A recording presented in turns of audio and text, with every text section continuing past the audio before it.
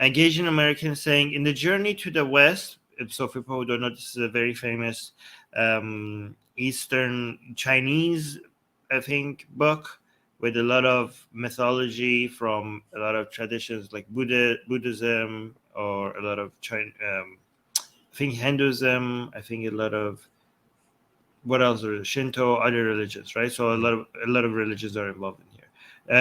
Ancient Chinese mythology and all of that mixed in one book to make a very, very, very famous book, mythology book that a lot of Chinese kids go through, read when they're as children, right? So that's the journey to the West. Okay, in the journey of the West, Tripitaka, I don't know who that is, drinks from the river of mothers and daughters and becomes involuntarily pregnant.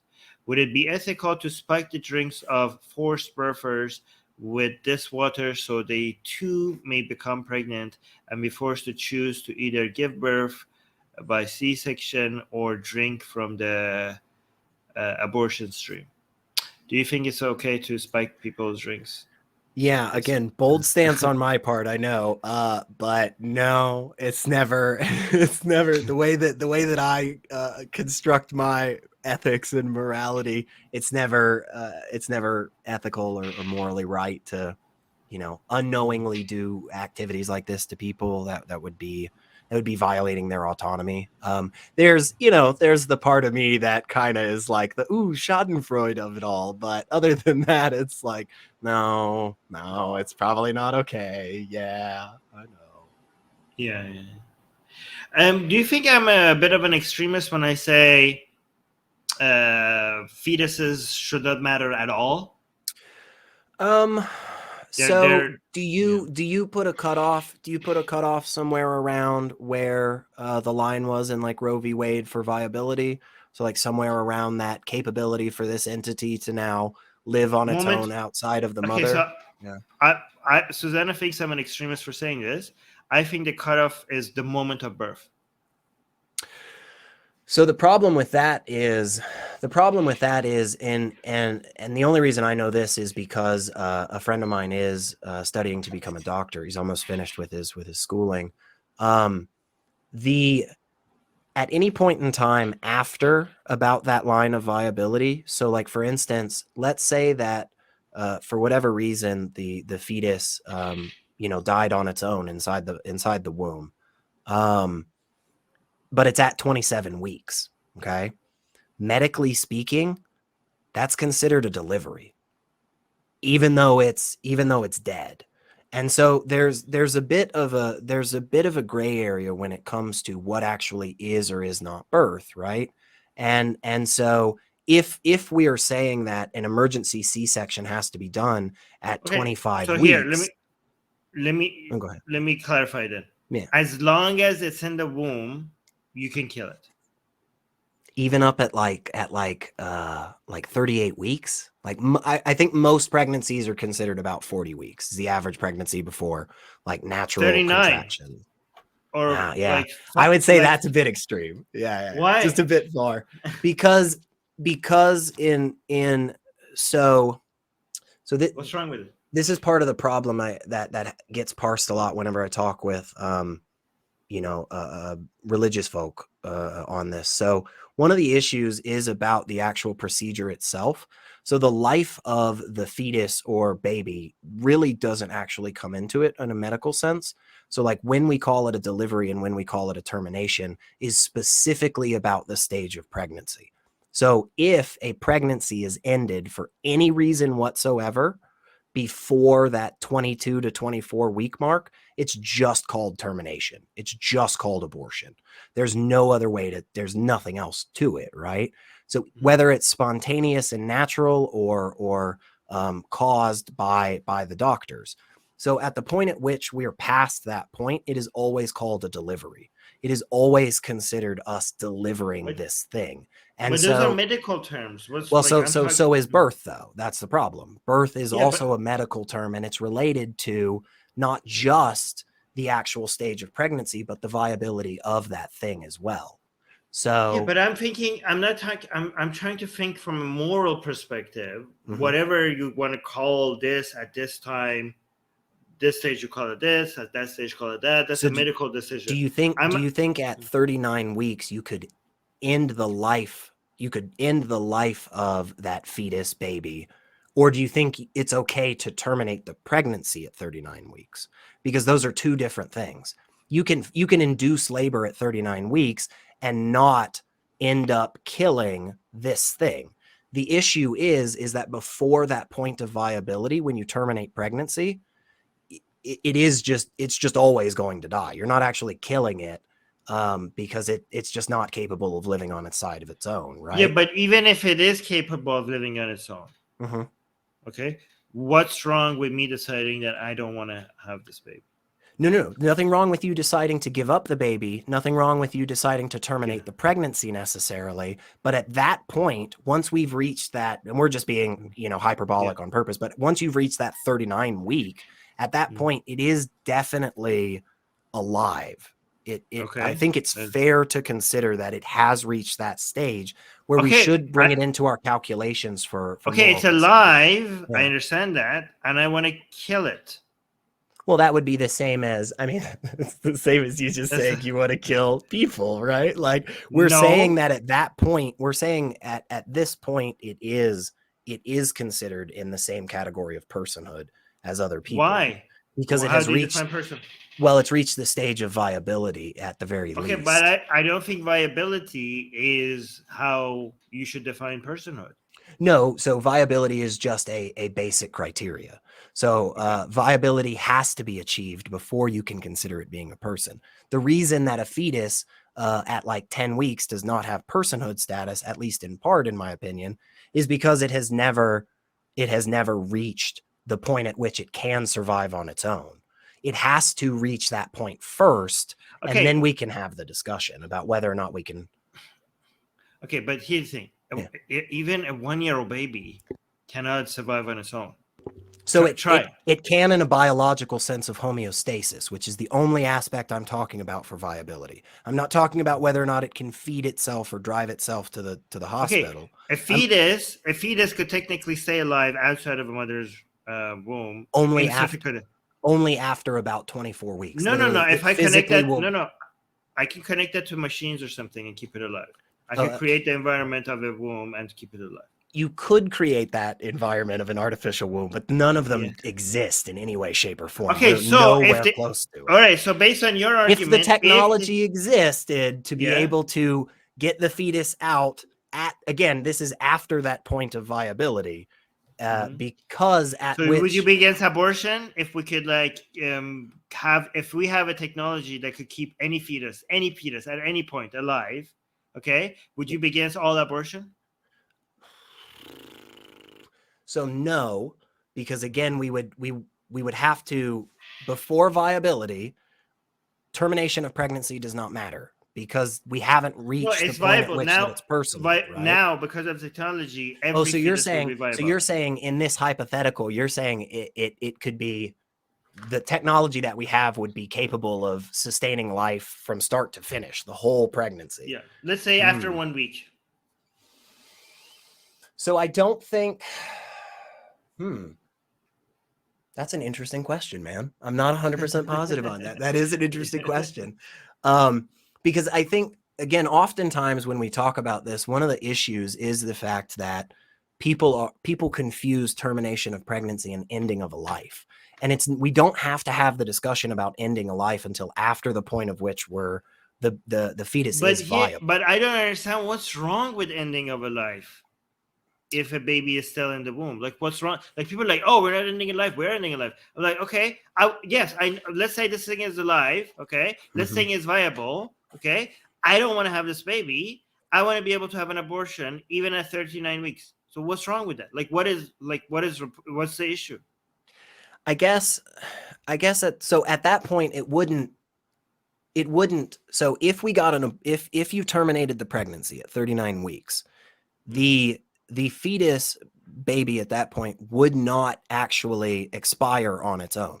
The cell walls that make up its body would be able to do all that is necessary to survive. That's why we kill it. But That's what So that's what I'm saying. If you in that sense, you are taking an extra step. Whereas at like week Yeah. 10, for instance, you're not actually ending a life of anything. Yeah, but what's the okay? I know I'm taking an extra step. Okay, so you're Okay, so asking what is the problem with ending a life? This thing has grown. So you're saying it was easier to kill it before. Okay, you just have to stop doing so. Now it's grown. I have to take extra steps. I have to, I don't know, break its head or So something. how would you feel about a parent who has a 5-year-old who says, I no longer want this kid and I want to get rid of it, and asks to kill it? Is that acceptable, or has it at that point has it reached?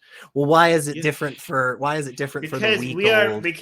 Because we are as humans, okay, are a lot more emotionally invested to a born baby than the one that's in the womb. First of all, you should have sent a 2-year-old, not a 5-year-old. Okay, because it's a little closer. You know, because a 5-year-old is self-aware now, right? So I could make self-awareness a criteria. I mean, like, no, you can't kill a 5-year-old. A 5-year-old self-aware, right? So, but you could have. But if you said a 1-year-old, now that would be more comparable. Okay. But a 1-year-old baby is not self-aware. Well, real quick, just because I have to.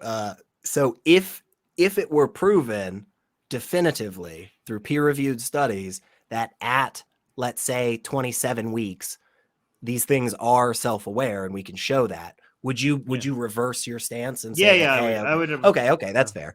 Yeah, I don't know. I think there has to be a lower end to the bar. Otherwise, I'm concerned about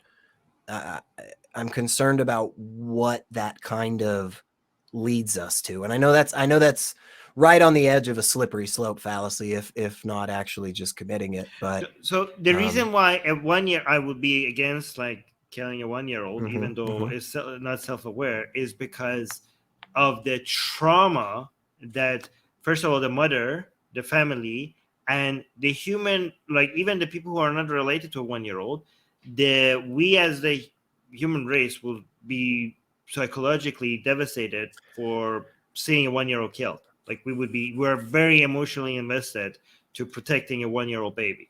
Okay. But, and I also I would also care for a fetus a lot if the mother really cares for it. But then but then in that case, I would care for it because of the mother, not directly because of the fetus, right? So if a mother has emotional attachment to a fetus, then that fetus should be protected because the mother would be hurt by that fetus die. Okay. So, but if there is no emotional investment in that fetus by the mother, then I have no problem taking that fetus out, even at 39 weeks in, because us as a society would not be psychologically traumatized by killing a fetus. What about the argument that basically being kind of flippant with this line, okay, we can just go right up until basically, 6 months into the baby's life or 8 months into after it's born or whatever. Like, what about the argument that's a slippery slope fallacy? Well, no, hang on. So the argument isn't that we'll just keep going. What my argument is that if we're allowing this, well, you're saying it's right up until birth. So you're saying 5 minutes before, right before the crowning, you could take it out. I think we start to live in I'm concerned about the psychological ramifications of living in a world where we are comfortable with something that is so close, because I would argue at that point it is a person, and so us opening the door to killing more people is something that I think has ramifications that ultimately cause more harm. Kind of like what we were talking. If you can show that, I would change my stance. Okay, fair. Yeah. If you could show that killing fetuses right like before birth will cause humans to value born people's life less, if you demonstrate that, I will immediately change my position. I gotta know where, because this is another thing too, is at some point it stops being called a fetus, I believe, but I don't know where in the pregnancy that exactly Whatever, happens. unborn child. How about that? Sure. Okay. Sure. So Morta is saying, what if you have fun killing 1-year-old babies? What if you could demonstrate it wouldn't affect you? It's not just about me. When I do a utilitarian calculation, it's not about what happens to me individually. It's about the entirety of like the benefit and harm. So a lot of people misunderstand the utilitarian calculation. Things like, oh, you're a utilitarian, so anything that you enjoy, you think it's good. No, like you have to weigh in the costs and benefits to everybody. By the way, this is also why I'm okay with like killing a cow and eating it if it's without pain, because other cows don't give a crap. Like, have you seen? If you look at other pigs, when you kill a pig in front of them, they're like eating. Yeah. They don't even stop eating, right? So it's not like, yeah, go on. Supposedly, dairy cows and beef cows have best friends. So I guess, I mean, I don't know how true that is. I just remember reading something a while ago. And so I guess maybe if you killed that cow's best friend. But okay, so the trauma is, okay, maybe they would be like, I miss that dude, but they wouldn't be traumatized, okay? The only time they would get traumatized is if you take the child away from the mother, okay? And I think that should be illegal. Like, now that would mean that the milk and cheese all around the world would dramatically reduce. You know that, right? Because you can't have the baby cow there and also get the cheese from the milk. So the way that most of the meat industry, as far as I understand, get their actual milk and dairy and so forth, is that they force breed the cows so that they become pregnant and then take the baby away. And then is the baby taking the baby away necessary for the cheese and the milk? Maybe not 100%, but I think with the baby cow there, you are losing product, as well as the fact that I'm okay. I'm okay with it getting more expensive. Okay, well, that's fair. Yeah, sir, you're consistent. I mean, that's fine. And I think just real quick, because I did see it, I skimmed a little. Misha was asking if I'm pro-choice. Yeah, 100%, 100%. I think it's a medical decision between an individual and their doctor, right? It's that in general, if we're doing a late-term abortion, like if we're doing like a 30 some odd week abortion, especially in the United States, that's where I'm most familiar with it. But at that point, the life of that thing does generally come into play for most medical practitioners. But up until that like 20 some odd week mark, it just doesn't. It's just, do we terminate the pregnancy or do we stop the pregnancy or not? Right. Because it just can't survive on its own. So, but yeah, I mean, you got me thinking about stuff. I know I'm going to think more tonight. So that's good. Okay, last point that we're going to bring up, and then we're going to stop the stream. Mortad is saying, but then if we are weighing how other people feel about it, what about other people who are negatively affected by abortions? Isn't part of the whole point to convince and condition people to be, I don't know where the rest of it, to be affected differently? Okay, so the problem is that if the abortion people, anti-abortion people were like, listen, we don't like this, and this hurts their feelings, okay, I would put their hurt feelings into the utilitarian calculation. You know what I mean? And it would then benefit, like, okay, the benefit is to the mother who doesn't want to have a child. The cost is you guys get hurt over this, and then we'll do a cost-benefit analysis. I would take that seriously, okay? But if people are using their hurt feelings as intimidation tactics, and the justification is not that our feelings are hurt, but like God said so, and they're using revelation and faith as a method to tell us what to do and what not to do, then in those scenarios, their hurt feelings we actually have to do the things that hurts their feelings, right? Because we don't want that the cost of accepting myth and faith and revelation as a source of morality is higher than their hurt feelings. So even though their hurt feelings is an unfortunate byproduct, unfortunately, it's kind of like negotiating with terrorists, right? Like, we don't want to negotiate with people who use faith and revelation as a weapon, or intimidation as a weapon to tell us what to do. So we have to hurt their feelings. Yeah. And I think at least in part, there's when you're doing a utilitarian calculation when it comes to mythology and religion and stuff, you can only, in your calculation, if something isn't demonstrated as being a real thing, and then you're telling me that it produces all this benefit or harm, if you haven't shown to me that it exists to begin with, I can't add it into the calculation. It's like, Exactly. think about all the unicorns that are going to die rarity, and it's like, what? Yeah. I don't give a shit about that. Yeah. No, but if their argument was like, you know what, there is like, forget God, forget religion, forget like all fetuses are real people. I just don't like it. It hurts my feelings. Okay, it's just like I don't like it. I don't enjoy it. It hurts me. Okay, I would be like, okay, fine, we'll put it in the calculation machine. But I would put it in there. But now that's not what they're saying. Yeah. You can now get the sexiest blasphemous art ever known to mankind for free. Too sexy to show most of it here on YouTube. We draw Muhammad, Hindu goddesses, sexy hijabi art, Jesus, Mother Mary, Japanese god, Greek gods, and much, much more. Click on the link below where it says get our free blasphemous art.